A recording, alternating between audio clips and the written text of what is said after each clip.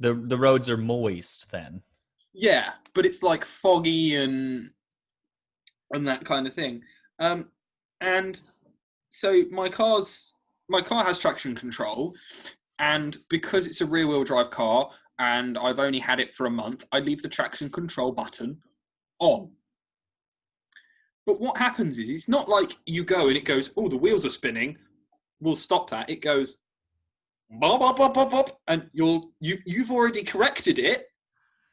I've corrected it. I've got it now, car. You don't need to do anything because you've not paid your attention. And then it goes, oh, traction control. And then it cuts the power and you go, oh, fuck, okay. You accelerate again and it goes, oh, wait, I'm going to go and do something else for 5 minutes. And then you spin the wheels again. Effectively, like what the traction control should do is go, right, Mr. Hamfoot, you don't know the conditions you're driving in, so I'm going to remove the amount of power that you have. Right? But that's boring, Gavin. Jared, I went onto the motorway this morning and I was spinning the wheels in first, so I thought, oh, quick change the second so it'll stop spinning, still spinning in second, change the third, still spinning in third, and I went, fifth. So your car just really wants to be a race car. Yeah, but is controlled by a computer that has the brain of a 14-year-old. I think it just takes so long to process. So that's what I mean. I think there's like a really long cable. So by the time that the rear wheels are spinning, at which point it's sideways, then it goes, oh, we need to do something about this. Need to do something about this. Again, just the brain of a 14-year-old that goes, I guess I should deal with that, but I'll do it in a minute. Yeah. And then it goes, oh, now we'll deal with it. And I go, oh, about 20 seconds too late, mate.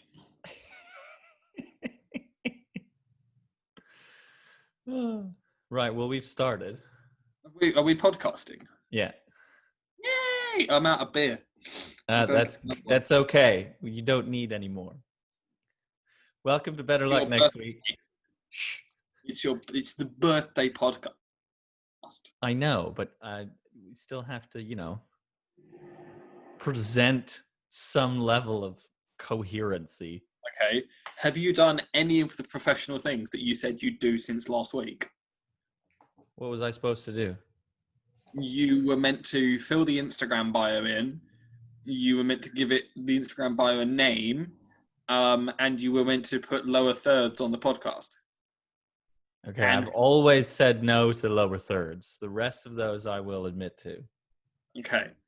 Do you still remember the passwords and stuff like that I gave you to the Instagram, or do I need to give them to you again? No, it's saved. Okay. Cool.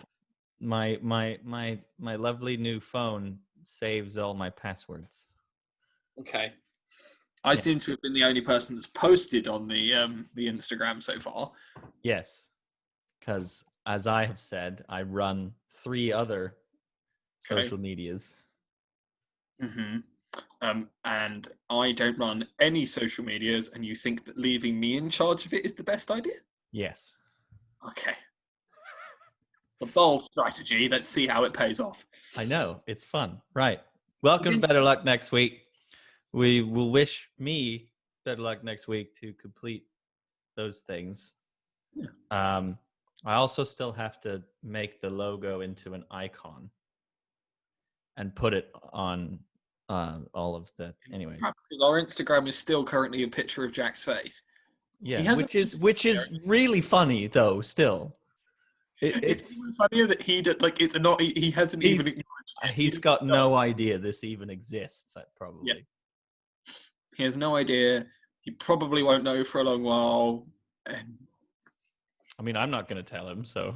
I'm definitely not going to tell him. That's more fun. He can figure it out himself. Okay. Right. So it's the Bahrain Grand Prix. The Bahrain, yeah. I mean, we might as well jump into that unless you had anything else you wanted to talk. No, I was just going to say that you once again did the thing where we didn't talk about what we were going to talk about on the podcast. We kind of just chatted for a minute, and then you went, right, we're podcasting, which means that I don't know what you want me to talk about. So You're Right, gonna. but that's why I'm the host, because then I just tell you what we're talking about and then you just go. Okay, cool. And we also had another Gavin story corner to start things off about Gavin, how funny your car is. it's so Italian. It's been a theme. Okay. You know, Gavin's Italian car doing weird things. We won't talk about the fact that it still has a little light that says that the airbags are off. Oh, that's good. Just ignore that. Are they actually off, or is it just a I light think that's it's just a just little happy? I think it's just a little bit of banter between me and the car. It's like, ooh, do you trust me? Well, the problem is, it's going to have one of two effects, which is if I never want to crash the car, put my hand on wood. I mean, I don't think anybody ever wants to crash a No. car. But if I do shunt the car and the roof's up, that means that the airbags won't go off. If I shunt and the roof's down, the airbags will go off, propelling my hands out of the car. So you'll just be in this mangled wreck like this. Yeah. They'll go, why did that guy really enjoy his crash? What do you mean? Well, halfway through the crash, he just went, whee! And he's And got a grin this wide. Airbag has exploded through him. Right, the Bahrain Grand Prix. So this, Albon actually had a little bit of fun. Probably not in the same way that we think your crash would go, but he basically wrecked his car today. oh, God, that's a new car. It's a new. We can't actually see any videos of it yet. Well, but other than the one that was posted on the F1 Instagram, where it doesn't look pretty. But so what does this mean for Albon then? I don't think it means anything for Albon. I think that Albon has. Red Bull are in a horrible position, and I think it has absolutely nothing to do with how Albon performs. Oh yeah, I mean, and we've discussed that before for sure. But I mean, just this weekend. Look, no, whatever will happen with Albon will happen. Yeah. Now, Red Bull have had a very clear and structured young driver program. They have never gone outside of the guys that they brought up. That's what Red Bull do. They start off, they basically give sponsorships to the kids when they're at the age of roughly, I think, whenever they get to single seaters. So when you hit F3, you can be a Red Bull driver. You drive in F3 for Red Bull, you drive in F2 for Red Bull, and then you get to Formula One. When you get to Formula One, you go to what used to be their junior team, which was AlphaTauri, which was the lower end of the team, where they could test you out for a season, see if you were any good, and then bring you up into the Formula One seat. Now, from there, when you were at Red Bull, if you weren't happy with Red Bull, you went to another Formula One team. They've never, in the entirety of the time that they have been at the Formula One level, have they brought in an external driver. So they've never gone, well, this is the whole thing when people say, oh, they're just going to go to Sergio Perez. That's not how Red Bull have worked. The reason that they've got Max Verstappen was the original way they worked was they first brought in Sebastian Vettel, and then he did well. And then into the second seat, they brought in Daniel Ricciardo. And then when Vettel left, they brought Max Verstappen into Vettel's old seat. And then when Ricciardo left, then they started to bring people into that seat. The problem is, for the past couple of years, they haven't been able to find someone that they can put in that seat next to Max Verstappen that's going to be able to do it. So I think that Formula One drivers crash. That's going to happen. This is the first massive off that Albon's had. I think it's a bad thing. It's not great for him. But the argument's always going to be that if you ask someone to push to the limit and you say to a driver, push to the very, very limit of what this car can do, and sometimes you're going to have to go past what this car can do, you can't really get upset when he gets it wrong. Well, and that's what I mean. And is Albon gonna Are they just going to give him a new car then for this weekend? Like, yeah, they'll take I mean, though, as much as people think that F1 cars are rather flimsy, the so the monocoque, which is the bit the driver sits in, the engine and the gearbox, because the Formula One teams are only allowed a certain amount of those bits each week. You know, an engine has to last a certain amount of time. Back in the days of the guys like Pastor Maldonado, teams worked out very quickly that if we've got a driver that's going to shunt a bit, we need to design the rest of the car to protect the monocoque, the engine, and the gearbox, because everything else we can replace. Those guys will have that car rebuilt by tomorrow. He will be out in FP3 with I have no doubt in my mind. It looks bad because the car is designed, like those cars are designed to break apart, to dispel as much energy as possible so that the driver doesn't get hurt and so that the gearbox, transmission and monocoque are okay. They'll have that car back, they'll put it on some jigs, they'll run it through the jigs and they'll go, okay, yeah, this is cool. They'll run the engine through a diagnostic, they'll run the gearbox through a diagnostic, they'll rebuild the rest of the car. The worst situation for Albon at the moment, which I don't think is going to happen, is that if that was at a circuit like Monaco, where instead of hitting nice padded tyre barriers, he hit a wall and he had damaged something like a monocoque or an engine, then he gets a 5-place grid penalty. Now, if they replace an engine, it's a bit of a pain. But okay, he gets a 5-place grid penalty. You know, it's the only. This is the thing that I struggle with people with Albon, is that, yes, he has been off the pace of Max, and that's understandable. But he's completed every race. Yes, he's been behind Max, and he's always been behind Max in every single race and every single qualifying. But he's finished. Well, and that's what he's been told to do most of the time. Yeah. Is finish behind Max. Yeah.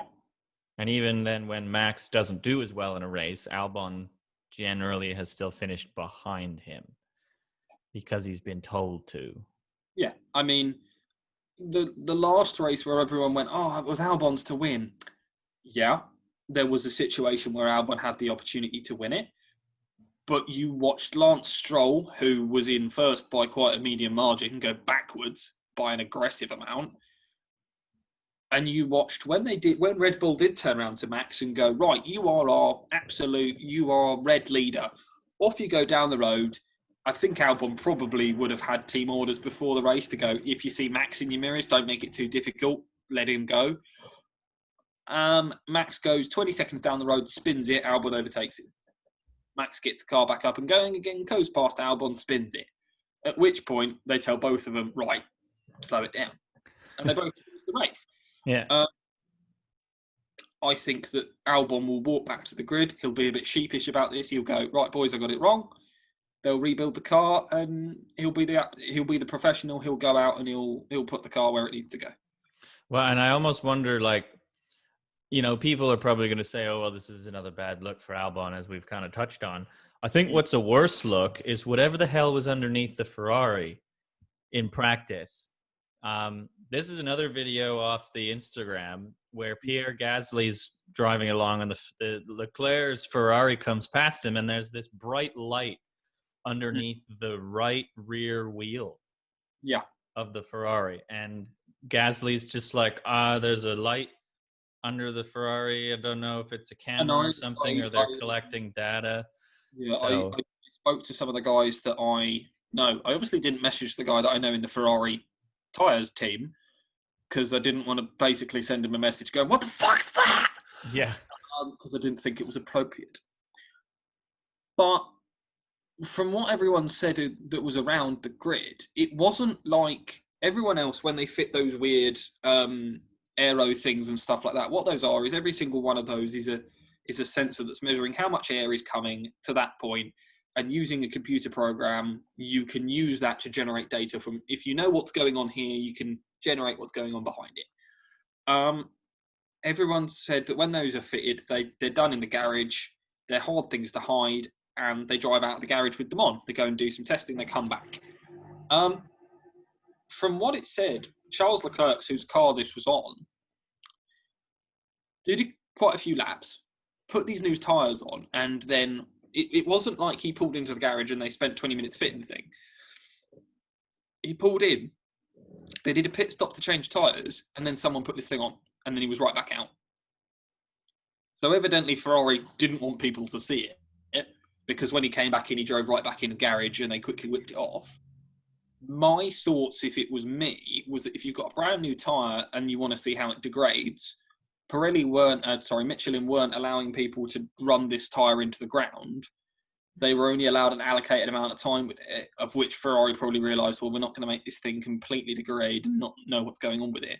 I think they were filming the tyre as it degraded so that they can understand better next year and predict it a bit better, so they know how it's then going to degrade and how it's going to fall apart. But it's a little bit cheeky. I wouldn't say it's cheating, because I think all the other teams are sat up and down the grid going, why the fuck didn't we do that? Yeah, it's just a bit odd, really. Mm. You know, and I wouldn't be surprised. I mean, I couldn't find any articles on it. So I wonder if it is even going to be investigated by judgment of some things that do get investigated by the Formula One judges. I wouldn't be surprised if it does, but also if it doesn't. And I don't know. I mean, it was just a talking point more than anything, really. Yeah, I always. There's a great so Adrian Newey's book, which I've read recently, is brilliant, and in it he says that everyone in Formula One is cheating. Some teams are just better at it than others. And he said Ferrari have always been one of the best at finding little cheats. Well, it is that way with most sports, really. I mean, how can you bend the rules in your favor so that you win? I mean, the Boston Bruins get accused of that all the time in the NHL, to the point where they basically, there's this illusion around the Boston Bruins outside of Boston, of course, that they get all the calls. Everything goes in the Bruins' favor, right? And Boston Bruins fans don't get that. But the illusion is there because their players bend the rules in such a way that the officials don't call things that look like they could be penalties. Yeah. I think one of the ones that made me really think was, did you ever hear of the Peugeot Group B rally era cheat? So in Group B in rally, which was effectively make the fastest rally car you can ever make, the cheating was prolific.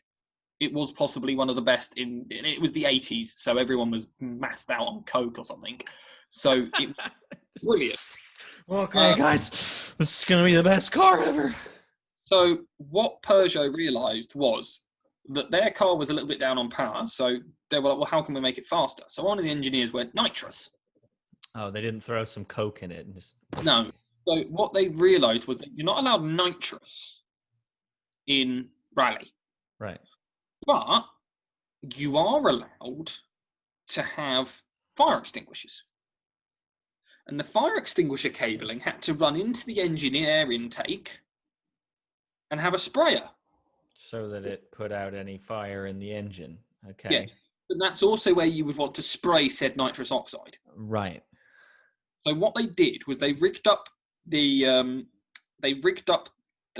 fire suppression system so that some of it went into the engine, so that they mapped it so that the fire extinguisher worked in the same way a nitrous system would. And then they got loads of nitrous oxide bottles and painted them so that they looked like fire extinguishers. Nice. And plumbed them in so the drivers were driving with nitrous. But they were fire extinguishers.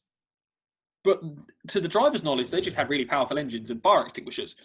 And then everyone thought Peugeot were being really safe because they were replacing the fire extinguisher every stage.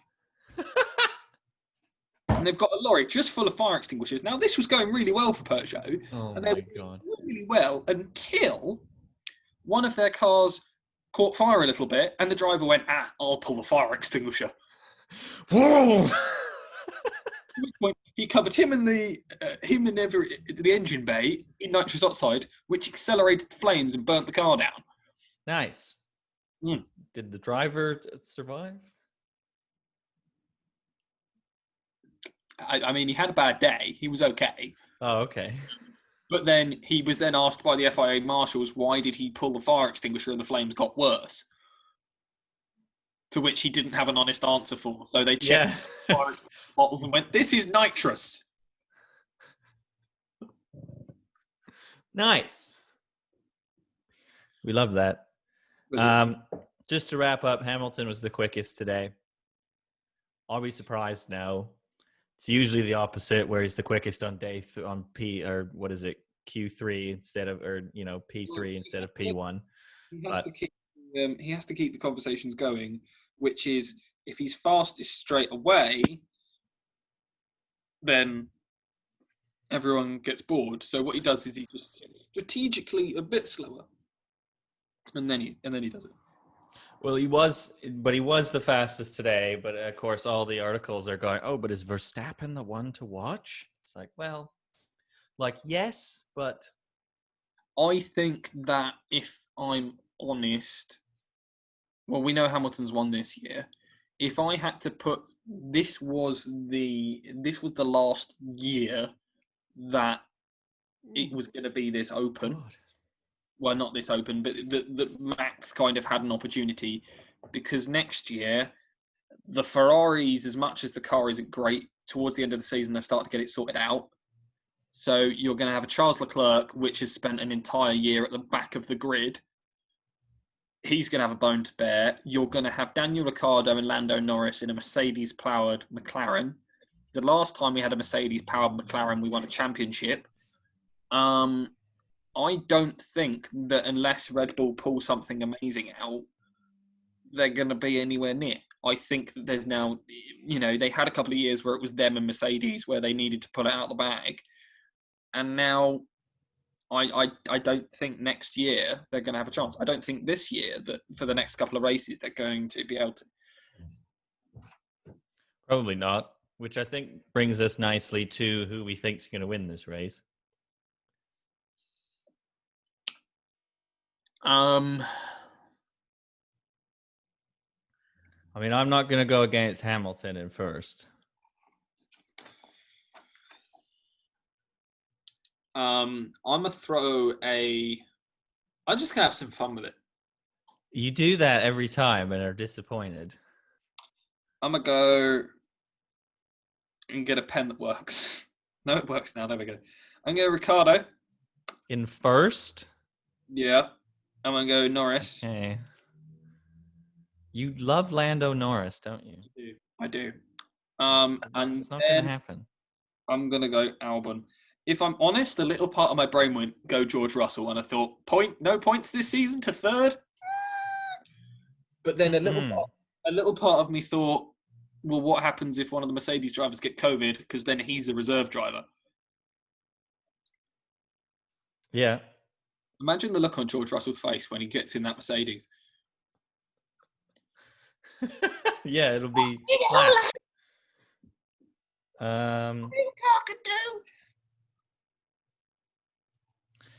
Right, I've gone Hamilton, Verstappen, Perez.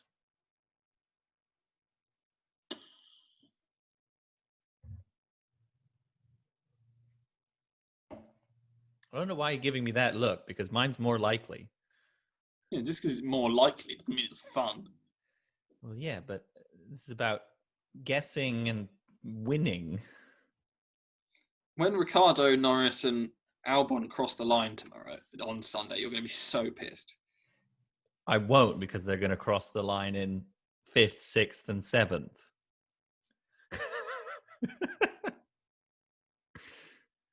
But anyways, we can move swiftly on to the NFL now, if you'd like. Where do you want to start with that conversation? Well, I have some rants that I want to go on, but why don't we get to those rants when they're relevant? Okay. let's start with last week's games. Yeah. We can go with that. And the first game was won by the Steelers. It was kind of. It was 27-3, Gav. How much do you want to talk about it? I picked the Steelers. We can move on. Yeah. The Panthers beat the Lions, and the Lions didn't even score. Yeah. So that's what I know. I picked the Lions, and we can move on from that. The next one hurts, but it doesn't hurt for the reason you'd think. Well, it hurts me more for the reason you'd think than it hurts you. So I picked the Texans. Yeah. Honest, because we are, as a Patriots supporter, we're a fundamentally not good football team. Well, but they didn't play. They didn't play poorly. But that's the thing, is that everything in the team, there's no. I'm trying to find the right words. On every team, you've got that A-plus player, haven't you? So on the Texans, it's J.J. Watt, Deshaun Watson. On the Ravens, it's Lamar Jackson, some of their defensive guys. On the Saints, it's Drew Brees and some of their receiving core. Every team has to have a bit that's really good, And the great teams have some bits on, no team is A-plus across the board. No team's got an A-star receiving core, an A-star quarterback, an A-star defensive line, an A-star offensive line. But each team kind of has to have an A somewhere. Right. Where is the Patriots kind of A at the moment? Because our receiving core is subpar. There's no one in that room that's kind of, you go, wow, they're lighting it up. They've got some guys that every now and again will get a 100-yard game, but the guy that got the last 100-yard game hasn't got one since. Well, I was going to say that, what is his name? Damiere Byrd at 132 yards and a touchdown. But his last two games, Jared, he had 20 yards. Right. And then their next highest receiver was a running back. Yeah. So there's no A in the receiving core. The quarterback is, I would say, B+. I'm sorry, Cam. But, it's fair. The phenomenon of a running, throwing quarterback, everyone's doing it now. Well done. Teams know how to deal with it. There's nothing on this team that is above a B. So that means that, yes, overall the team's a B. But when we play a team where, yes, they've got an A-star running game, because our defensive line's only a B, they just run through us. It's just pointless. It's just annoying that we've managed to get ourselves into a position where this is the season we're looking at. I mean, last year we were, without a doubt, one of the best teams there. Not much has changed, and now we're 4-6. Not much has changed, Gav? One big piece has been changed, hasn't it? One big piece? Fucking fire sale of anyone good on the team. Yes. That is what happened. Yeah. Everyone good left. But if we were tanking, the Patriots even used to have Brandon Cooks, who was the best receiver for the Texans in that game. If we were tanking... Well, if you were tanking, you wouldn't have had Cam Newton. Why? You're not. Yeah. So it's just kind of... I mean, it's just Bill Belichick trying to save whatever time he has left as head coach and general manager of the Patriots, which I don't think is much longer. Well, he's proving the point. Right. They have to go in a different direction. The point everyone wanted to know was who's more important, who's more influential to this organization, Bill Belichick or Tom Brady. So Bill's gone out and gone, I'm going to go and get another MVP level quarterback and I'm going to do the same thing. Oh, hasn't fucking worked, has it, Bill? Tell us how you really feel. Right. The Patriots lost, and I actually picked them because the Texans were reeling, but they're not anymore. No. because of that game, actually. Now, the Titans beat the Ravens. Now, this is, we'll talk about my issues with the Ravens next week, but not next week. I mean, when we look at next week. Yeah. But this was, I don't know, this was a pretty tight game, and the Ravens kind of blew it, if I'm honest. Yeah, I mean, you're always going to have a hard time when you're dealing with the kind of running game that the Titans have. And overtime. And overtime, but let's not get into NFL overtime because Jared will talk my ear off and I'm already tired. The Browns beat... Lamar Jackson really just didn't play very well, and now we know why. Yeah. But we'll get to that. The Browns beat the Eagles. How is it that the Browns are now... This is the most hilarious thing, is that people are always talking down to the Browns and how terrible they are. They're now the 4th seed. And from the looks of their next couple of games, are probably going to cement themselves as the 4th seed. Yeah. But Baker Mayfield isn't a very good quarterback. Well, he was only 12 for 22, Gav. Yeah, but they won the game. I know. I'm just throwing that in there. Nick Chubb is awesome, though, too. Oh, yeah. Nick Chubb makes grown men look like 2-year-olds. Yeah. Get out of my fucking way. The Saints won, despite not having Drew Brees, because the Falcons are just that bad. So that's another X for me. I've also picked the Bungles for some reason because, well, no, sorry. So Joe Burrow has torn his ACL, and if that hadn't happened in this game, they probably would have won. Jared, he hasn't just torn his ACL. He's torn his ACL, his MCL, and he's done structural damage to his knee. So, I mean, he might not even play ever again because he was playing very well. He was 22 for 34, 203 yards and a touchdown. And then Ryan Finley had to come in and throw 10 incomplete passes. Yeah.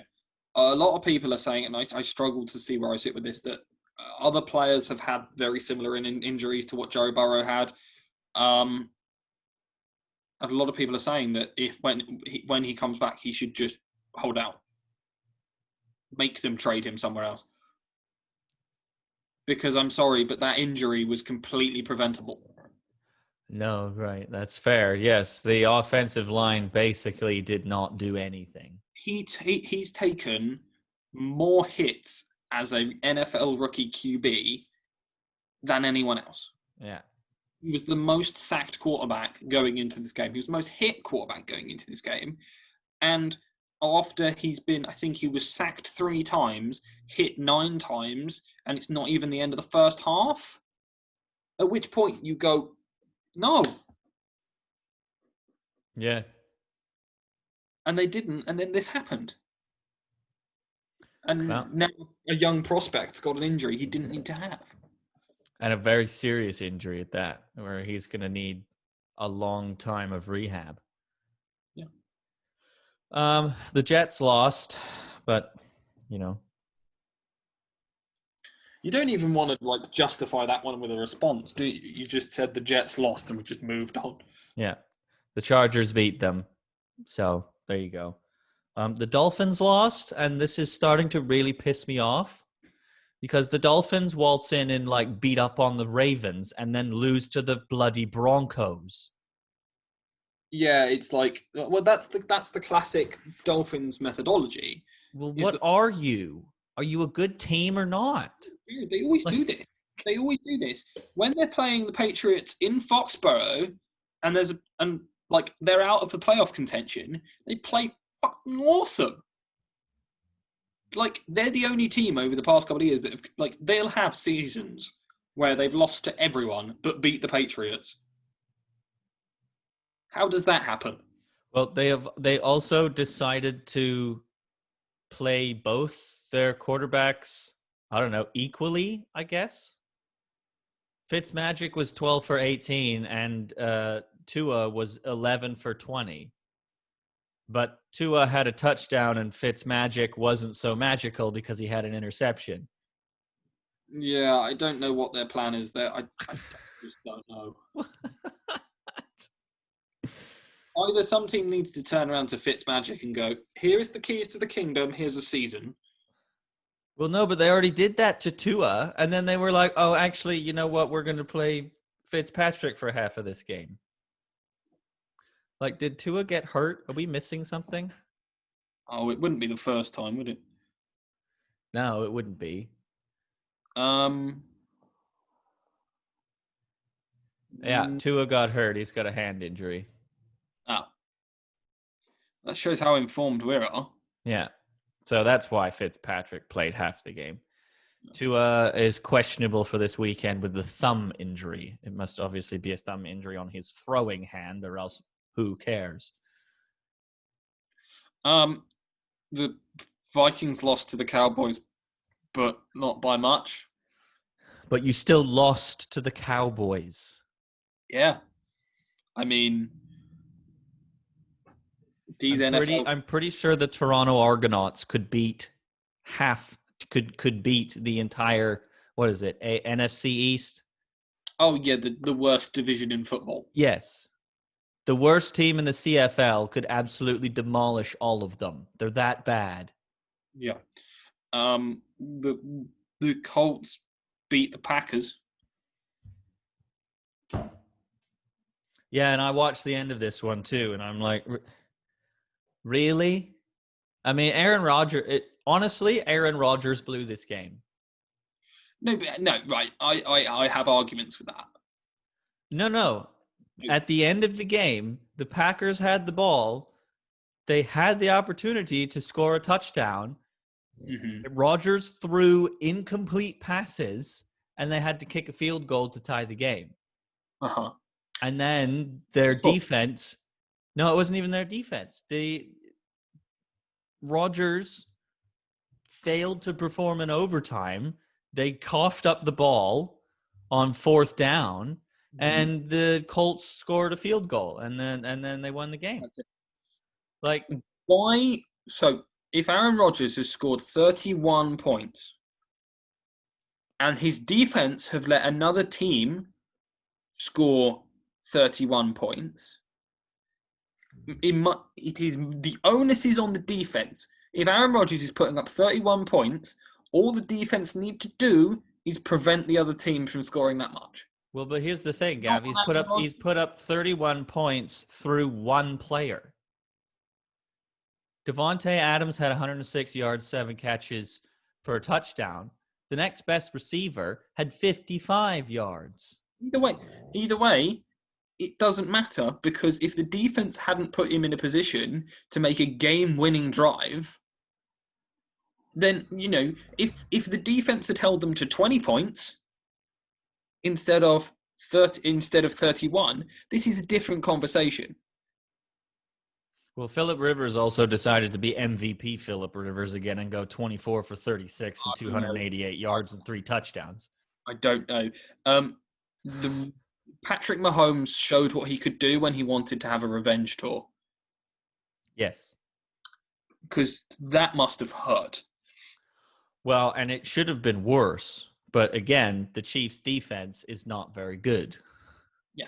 But this is another situation where it was, the chances of someone... What's more likely? An entire game to hold someone to under 30 points, or giving someone a game-winning drive to win the game. It should never come to that position, because your defense, if you have a quarterback like Patrick Mahomes who's going to put 30 points up on people, as a defense, you just need to go, right, we need to hold this down. We need to lock it down at 30. Yeah, but you don't even need to lock it down at, we don't need to let anyone score. You can give them 2 touchdowns. Because you can have 2. You can have 2. And the Buccaneers lost to the Rams. Like, some of these games I just look at and I'm like, what is happening? Tom Brady threw 2 interceptions. Yeah. Tom Brady threw 2 interceptions. So did Jared Goff, but that's Jared Goff. Yeah. Meanwhile, also, Jared Goff was 39 for 51. 376 yards and 3 touchdowns. I mean, you let Jared Goff throw 51 times. Of course, you're going to get 2 interceptions. Yeah, but he threw 51 times, which means the run game wasn't there, which means you have the opportunity to put Goff on his ass, and you didn't, like, at all. Yeah, I mean, effectively, they did test the running game, because this is the longest rushing report I've ever seen from a team, because they tried M. Brown first, he didn't work. Then they tried C. Akers, he didn't work. Then they tried D. Henderson, he didn't work. Then they tried T. Higby, he didn't work. Higby, he got 1 carry, yeah. And then Goff tried it himself, and he didn't go anywhere. Goff tried it himself, and then they tried R. Woods, and he went backwards. Yes. So, yeah. I don't know. I'm a little bitter about this one, if I'm honest. I thought it was a pretty easy win for the much more complete Tampa Bay Buccaneers, but obviously not. I haven't had a good week. I haven't either. Tom Brady and the Buccaneers also did not. However, the Texans did lay an absolute beatdown on the Lions yesterday. So we're both happy about that, right? Yeah. So that's good. We didn't get to pick a winner between Washington and Dallas. I don't know if we care. No. So I think we're okay with that, and I'll just tally up really quick. That's 5 for me. Yeah. 1, 2, 3, 4, 6. Sorry. Out of 15, yeah. Not done quite as bad. Is that 15? 7, 8, 9, 10, 11, 12, 13, 14. It's 14, okay. Right? Yeah. Yeah. Sorry. So I am 6 for 14. Yeah, you and me both, buddy. So that was not a very good week. So we'll wish ourselves better luck next week as I throw that away. Now, shall we start right into week 12 then? I think we should. I love the way that you preface this as a question, as if I'm going to turn around and go, "No, I don't want to do the podcast." You want to do it. That's one way you transition, though, Gav. Oh, are you hosting? Sorry, I think you'll catch on eventually. We're still working on it, but eventually you'll get there. Okay. The Bills. Yeah. This next game, it's the Titans and the Colts, and like, to be honest, I mean, if you get the Phillip Rivers that you got last week, who knows? It depends what you put in either end zone. Yeah. So if you put Derrick Henry's ex-wife, or maybe some chicken in the end zone on one side, you'll get a 200-yard game from Derrick Henry. If you put like golf and napping and being paid too much in the other end zone, then you'll get really good Phillip Rivers. Right. But it honestly depends. Like, I think Derrick Henry might call Phillip Rivers in the morning and go, "What kind of mood are you in?" "Oh, you're not feeling great." "Okay, cool. I'm going to rush for 260 yards. Yeah. Yeah, okay. I feel like that's what happened in a couple of games last week, to be honest. Like I genuinely feel like Aaron Rodgers called up Phillip Rivers and was like, "Hey, do you know what would be fun? If I totally just whiff on a game-winning drive and let you win in overtime." And Phillip Rivers went, "Oh yeah, that'd be good for my salary. Let's do it. I can demand a £20 million bonus." Yes. So I'm going to go with the Titans. Yeah, I've gone with the Titans as well. Just because Derrick Henry is going to do Derrick Henry things. The Vikings and the Panthers. Vikings. All right, I'm going to go Panthers. Because this is one of those games where it's like, okay, who cares? The Browns. Yeah, I mean, it's just... they're playing the Jags. Like, they're playing a Jags and they're reasonably healthy. I mean, the only notable player that they're missing at the moment is Odell, which I'm sure they're not okay. They're not happy about, but I'm sure Baker's made it work. So, yeah. Do we even bother with this one? We have to predict it because that's the whole purpose of the show.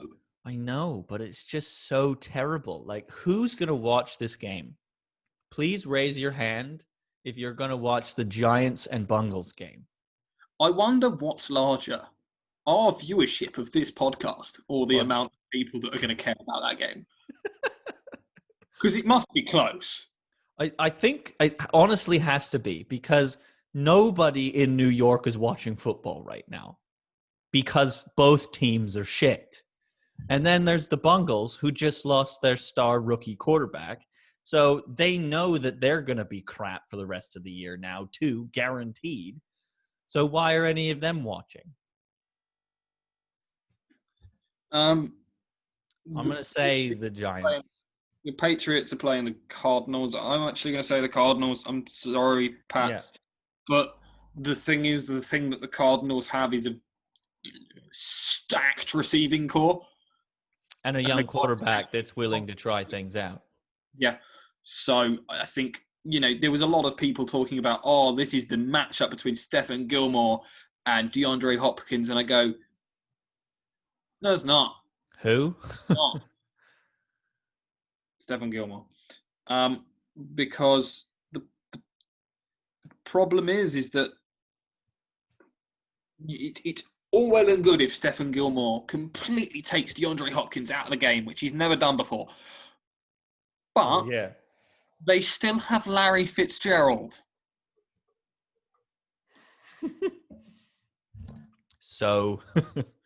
Because who's going to sit there and when Bill Belichick sits on the line going, we've taken DeAndre Hopkins away from them. Yeah, Bill, but they still have Larry Fitzgerald.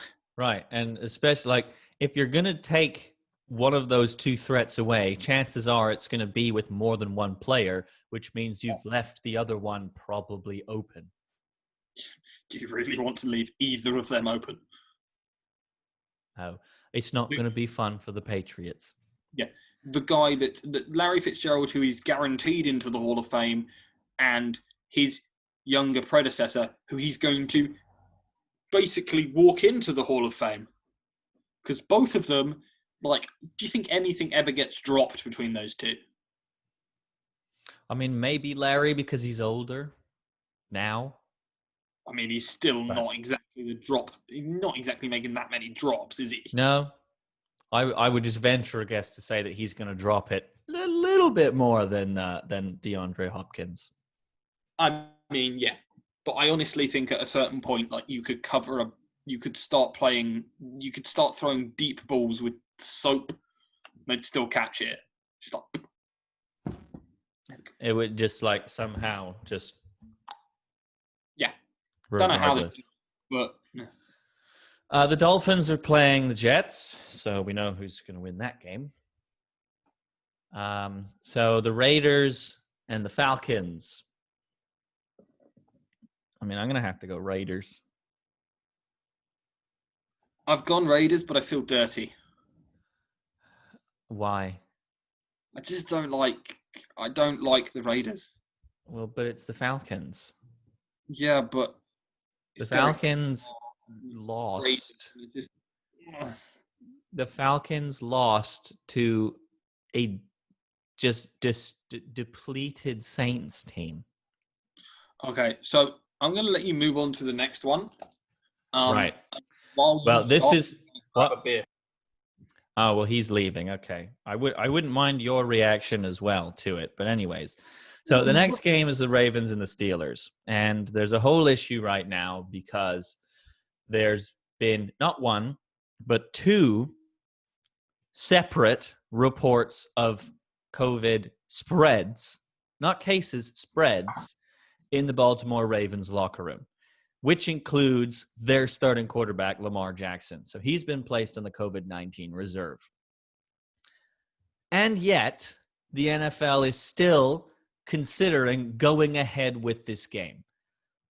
I do not understand how you can have a team of players with 2 separate spread incidences and think, oh yeah, but you know what? It'll still be safe enough to have another team interact with them and carry on with a game.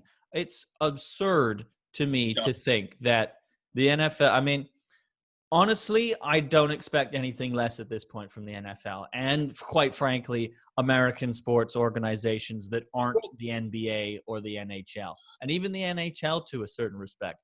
But the MLB and the NFL have demonstrated that they have no regard for player personal health whatsoever by the way that they have handled this past season for the MLB. They figured it out kind of, sort of, and then it blew up in their faces in the World Series because of Josh Turner or Justin Turner, Jason, I don't remember his name, but that idiot who tested positive for COVID and then ran out onto the field and celebrated with his team when they won the World Series and kissed his wife and interacted with everybody when he had bloody COVID.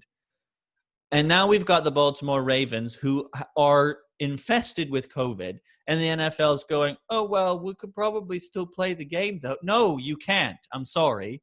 This game should not happen, and it would be a disgrace if it did. Which I think it's going to, mate. I know that this isn't what you want to hear, but the game's going to go on. I know, and I will be very upset. I mean, I don't particularly, you know, they've said, oh, well, we might be able to reschedule, but we really, you know, we'd want to avoid rescheduling at all costs. And it's like, oh, well, so one of those costs is literal human health. Okay, great. You know, have a good time. Like continuing to disregard the safety of your employees. So I've got a couple of points on this. My first point being, one, I agree with Jared. My second point being, this is a year where everyone needs to accept that things aren't going to go exactly as you planned. Now, the smart thing to do behind that is, not burp, but is to plan things to not go the right way. Now, is it going to be so bad to move the Super Bowl back by 2 weeks?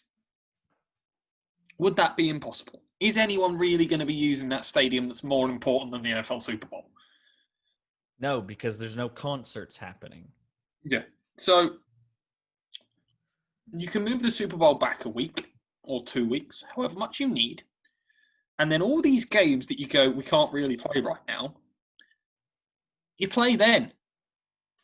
Well, the worst part about this, Gavin, is that they left time at the end of the season for this exact issue, and now they're just ignoring that they've done that. It's, the thing for me is that what are you going... So this is my second point, is if you look at the Raiders now, so they have lost Lamar Jackson, definitely. Now, I don't know who else on the team's tested positive, but what is the point in the Ravens playing purposefully under strength without their starting quarterback against an undefeated Steelers team? Well, and I actually have... What's that going to prove?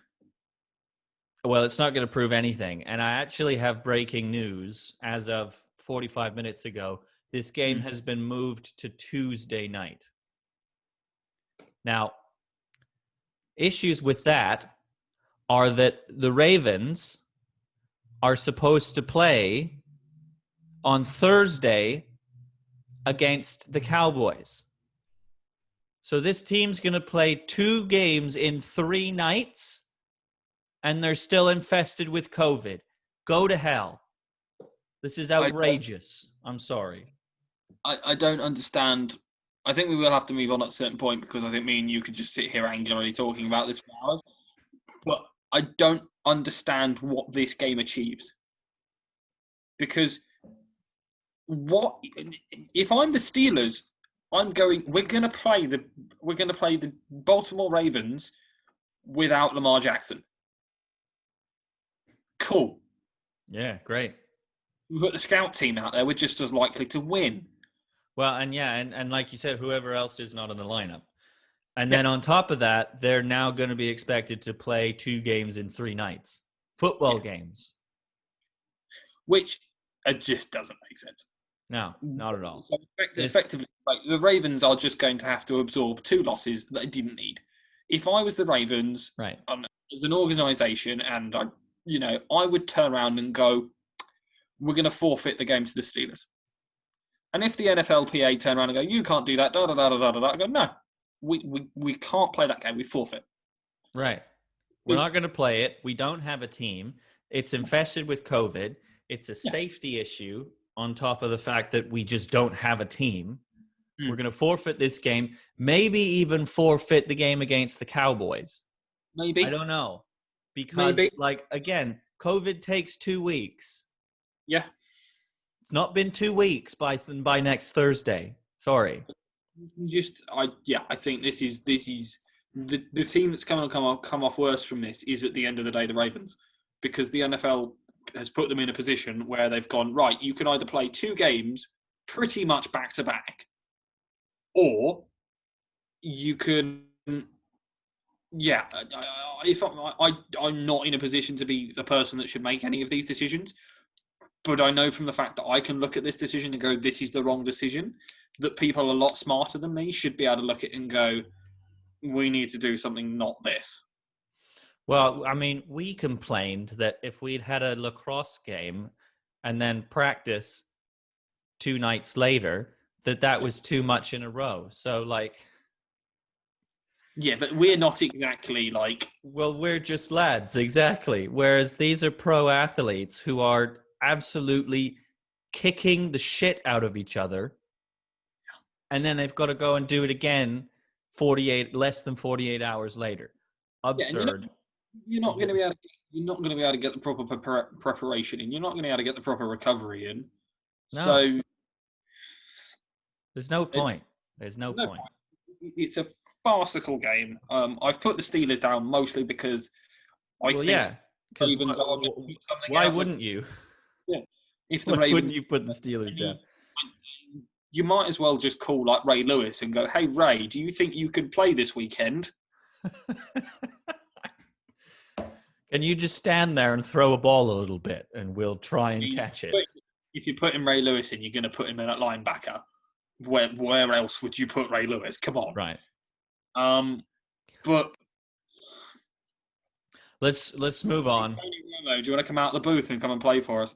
The Broncos play the Saints. I'm going to go Saints.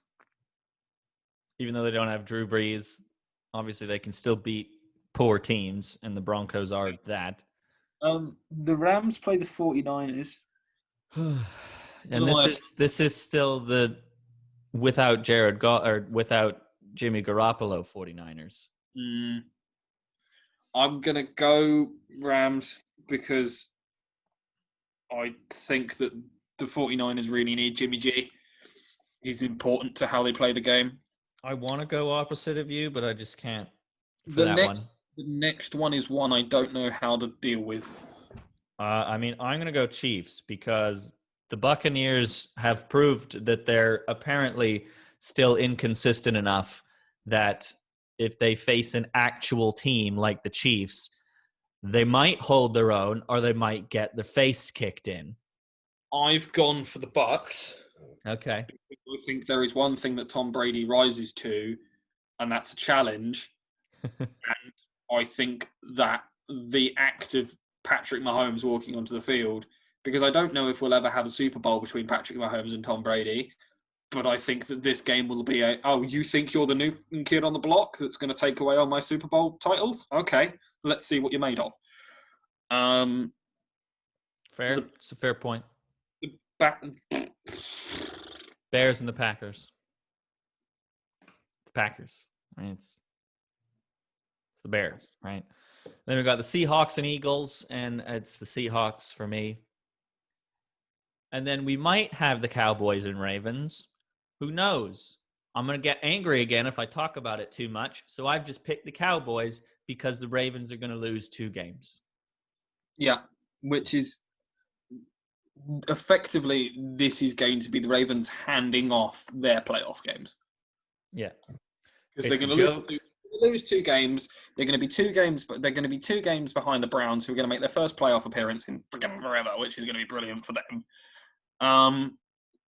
But yeah, it's a joke. This league continues to prove to me that it's a joke, and it's being run by irresponsible people who don't care about human life. Anyways, something else that has pissed me off today. You remember when you came to visit Toronto? Yeah, one of the happiest 3 weeks of my life. You remember? Yes, it was quite good. Do you remember that big white dome that was at the base of the CN Tower? Yeah. So today, it's been released that Rogers, the owners of the building and the owners of the Toronto Blue Jays who play in the Skydome, or the Rogers Centre, as it's unaptly named, have announced today that they are in talks to tear it down and rebuild a new baseball park on the site of the Skydome, or as a backup plan, build a lakefront baseball field. I mean, you might as well just demolish the CN Tower and completely ruin the iconic Toronto skyline while you're at it, because I have no understanding why you would demolish the Skydome. It is a architectural marvel, is the first building in sports, if I remember correctly, to have a retractable roof. And you just want to tear it down and build something else there, which is probably not going to be as iconic because it's in downtown Toronto. If you want to build a baseball diamond properly, build it on the waterfront in the first place. That's where half the good baseball diamonds in the MLB are anyways, looking out on the waterfront. So don't demolish the Skydome, because, like, what else do we need to disappoint the people of Toronto other than the fact that they're currently in lockdown again because the people of Toronto can't figure it out yet, or at least the irresponsible ones. The mayor keeps taking away services to the homeless and the poor and unfortunate now because of COVID. And now they want to tear down one of the most iconic and beloved buildings in the whole damn city. It's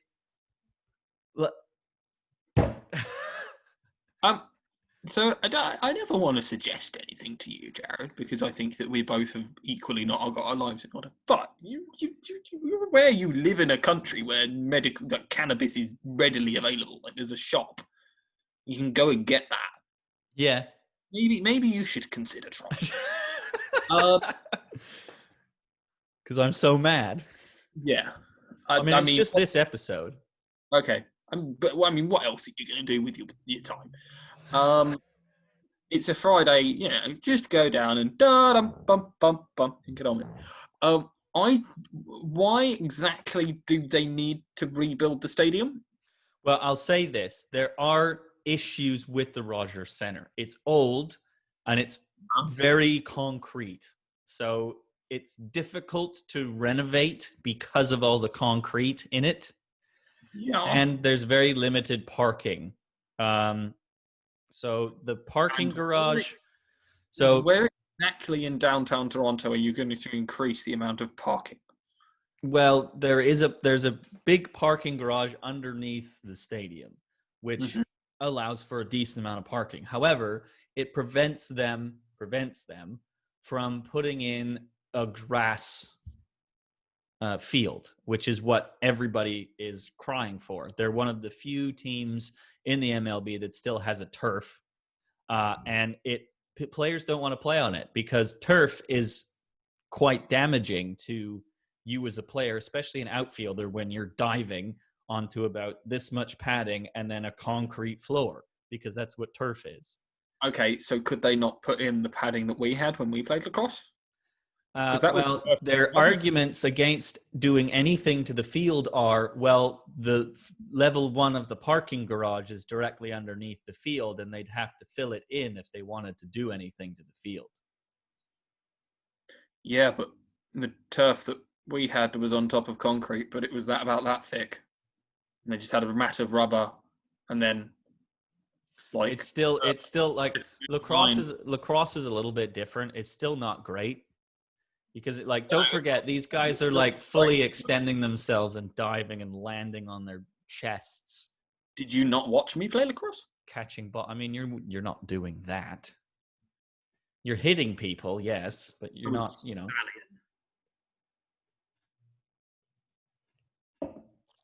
stallion. Stallion. Yes, you ran a lot, but you didn't fall. No. You Look, it's one of those things that I go, do you want to this happened in the UK a couple of years ago. So West Ham Stadium in the West Ham and Hampshire of London was torn down. It was a 40,000 capacity stadium and was torn down to build the new, where they had the stadium. West Ham owned all of the land around it, and they went, right, we're going to build the new Olympic Park there. To which West Ham went, okay, well, you can do that, but we're getting a new stadium out of it. To which then West Ham initially had a stadium that had a capacity to seat 75,000 people. West Ham don't have that many fans. So they took down their old, yes, it was a bit of a pain, but their old historic stadium and replaced it with a new fancy blah, blah, blah stadium, which they had to then, basically the stadium went up like this, and then they had extra stands that were put in for the Olympics. West Ham have now paid to have those extra stands taken down. So they don't use them.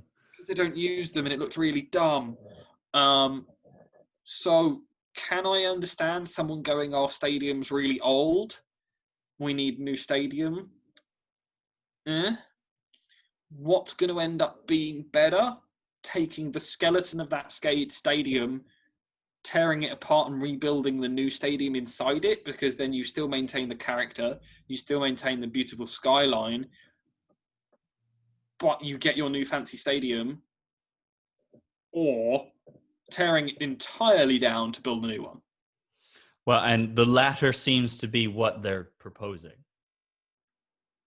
But it just doesn't make any sense. No, it would be like tearing down the O2 stadium. Like, O2 isn't a stadium. Well, whatever it is. Okay. It's a venue. Concert venue, whatever. Yeah, it'd be like turning down the Sydney Opera House because it didn't have the parking thing. I've to be honest, is a bit stupid. With the best will in the world, the fact that there's not enough parking is a bit because one, it's downtown in a city. There's never any parking. If you actually think that you put your stadium downtown or in a major city centre or somewhere like that, and you think that more than 5% of your fans are driving there. Well, yeah, like you put it next. You put it next to Union Station for a reason. You put it next to a train station. You put it next to a bus station. Yeah. It's fine. There's only stupid stadiums in the UK like Twickenham that are 1.5 miles away from any rail station. Right.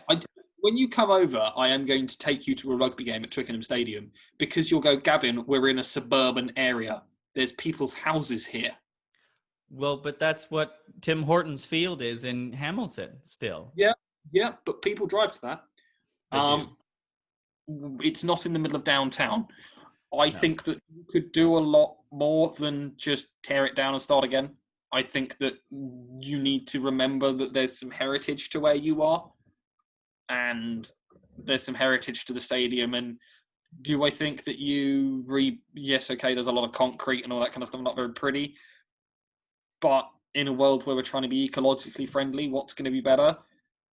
Making the current stadium you've got better, saving a bit of money, and, I don't know, putting some solar panels on it. Or tearing it entirely down and building it again. Right. Or you leave the Skydome for, I don't know, something else. and you go build a new park on the waterfront. It's doable. I mean, you did that with the Argonauts and the TFC. You know, we were at BMO Field. You remember that field for the outdoor classic? Yes, it was cold. No matter what you end up doing, you're going to have, like, you're not going to be able to build a stadium in 6 months, are you? So you're going to have the team play somewhere else, which means you're going to have a temporary facility. For me, they're probably going to have to play somewhere else anyways, because the Raptors have been told they have to do that for the next NBA season. So I don't know. I don't think the borders are going to be open to the United States until at least next summer. No, it's just. And training camp for baseball usually starts in February. So. Yeah, it's just dumb. It's just different. Yeah. It's, there's a lot of dumb that we ranted about in this podcast. We talk about it and we are it. Yeah. Right. I'm going to preface this quiz. So, I'm going to open it up and then share the screen. Okay. So last week at the end of the podcast, at the end of the podcast, I decided that I was going to do a food brands versus either sports teams or logos. Now, I did have one. I tried it with a girl at work, and she got 100 over 100. To which I thought, bollocks, this is terrible. I kind of threw it away. And then I said to Jared, I haven't had a chance to do anything. And he went, well, let's try something. Let's just try it. So this is what I managed to resurrect. So if you scroll down, Jared, just so we can see all of them, I think from memory, there's 6. Yeah. So there's 6. Now, what I'm going to do to throw him off is I'm going to have, I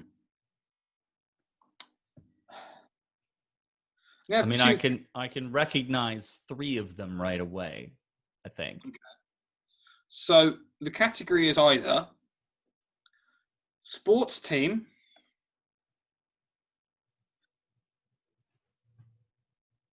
so like what kind of sports team they are. Are they a football team? For this, I'm including motorsport as well. So are they a GT team? Are they a NASCAR team? And then if they are, where they're generally located. I'm not going to say give me an exact location, because for some of these it's going to be difficult, but a country. And then you have a choice. If you don't believe it's either of those, you can say that it's a beverage or a food item.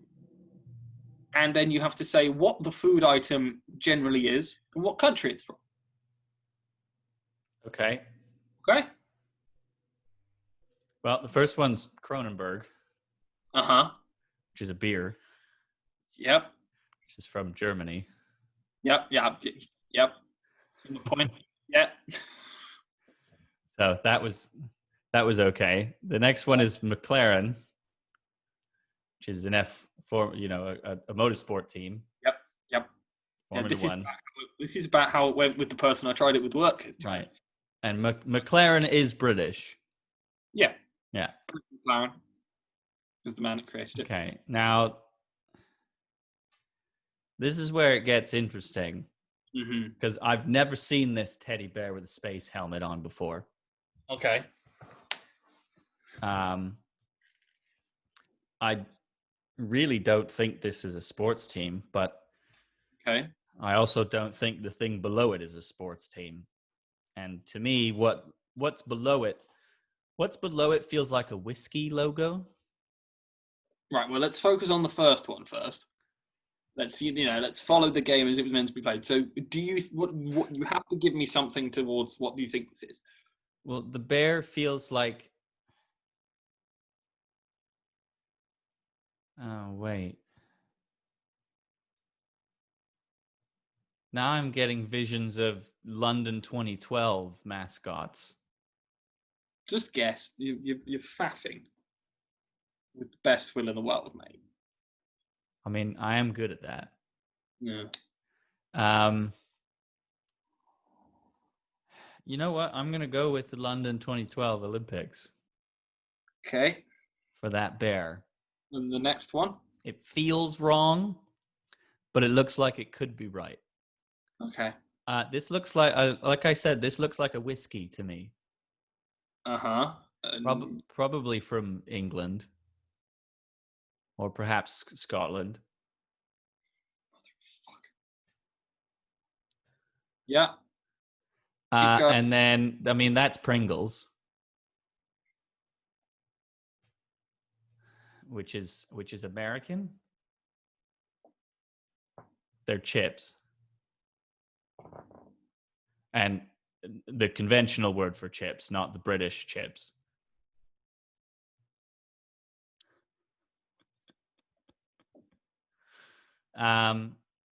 See, this next one to me looks like Air France, which isn't a sports team. But like, you see what I mean? Like, here's the French flag. Here's the A for air, and then this is also a plane because there's the front, or there's the little, right? There's the tail of the plane and the front, and then the wing. But it's also an A. Is it Air France? No,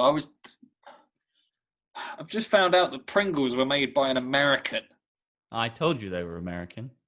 Dumb. Yanks. Well, they're the only. Are they made from corn? I don't even know. That was the biggest thing I missed when I was in England for that year. You don't have corn chips, and it was horrible. We do have corn chips. Well, I couldn't find any. No, you should have just asked. This was your entire experience when you're over in the UK. You wouldn't just ask for something. But like, Yes. do you do this? And they were like, yes, we do. Well, last time I was in Europe, they didn't have peanut butter as well, but the UK does. Did you try looking in more than one store? Well, you had Asda and you had. I can guarantee you that that it didn't matter what Asda it was, it would have peanut butter in it.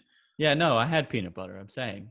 Okay. In France, they don't have peanut butter because the French are weird. Let's not get onto the concept of the French. Okay. But then what was the other place? I don't know, mate. You need to finish. It wasn't Sainsbury's. You got Sainsbury's and Aldi. Aldi. Yeah. Yeah, there was an Asda and an Aldi in Hatfield. Yeah. But the Asda was closer to neither Bellingham of them Court than the Aldi. Close, were they? What? The uni somehow seemed to manage to be at the top of and at the bottom of a hill. I never understood that. I know, right? Like you had to like we walked uphill going to Asda, and then we somehow walked uphill coming back. Yeah. I never got it. I was particularly worse coming back because you're carrying all your bloody groceries. I think that's why I didn't weigh much when I was at university, because I would always have to. I would shop with the concept of I'm going to have to carry this home. Right. Yes. Or take it on the bus and then take up an extra seat and look like a tool with your 8 bags of shopping. It wasn't great. No. Okay, should we go through them? Yeah, are you just giving up on that one? Because you never said anything, so I'm just going to give you... This one, I said Air France. Oh, okay, you were wrong. Actually, no, you were partially right. Right, so from the start, yes, that is Kronenberg, and it's a beer. The next one is McLaren. Yep. After this is one I think you should research, Jared. This is Hesketh Racing. This is the race team in Formula One that gave James Hunt his big break. Effectively, an aristocrat enjoyed partying with James Hunt and sponsored him through his Formula careers up until Formula 3. And then James said he wanted to go to Formula 1 and couldn't really find a sponsor. So instead of doing Formula 2, Hesketh put his considerable fortune towards buying a Formula One car, which he did.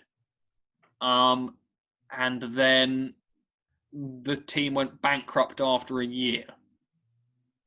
And their logo was a teddy bear. Yes. That teddy bear. Okay. Because I don't know. One of the really good things about Hesketh was that the party bill was the same as the race bill. Nice. Yeah. The next one is Johnny Walker Scotch whiskey. Haha. Which you got. This was Alpine, which is a Alpine, right. Yeah, but they are French, so you got that, and the next one was Pringles. So out of all of these that you could get right, you got all but 3 right. So well done. It's not bad. You've got to do the quiz for next week. I don't know what you're going to do. Belle said that she could do a quiz. Wait, all but 3? Don't you mean all but 2? No, because you got Alpine wrong. Yeah, but I got Pringles, and I got the whiskey, and I got the beer, and there's only 2 that I got wrong. This one, you missed out on 3 points. Oh, 3 points. Oh, okay. Because you didn't get anything for Hesketh, right? And you didn't get Alpine. Because I mean, you have to admit that looks like an astronaut teddy bear. Yeah, but it's also wearing a helmet, and I told you it was a sports team. So what sports team wear helmets that look like that? Fair. I mean, I kind of put it out there, buddy, didn't I? You did. Should we get Belle to do the next quiz?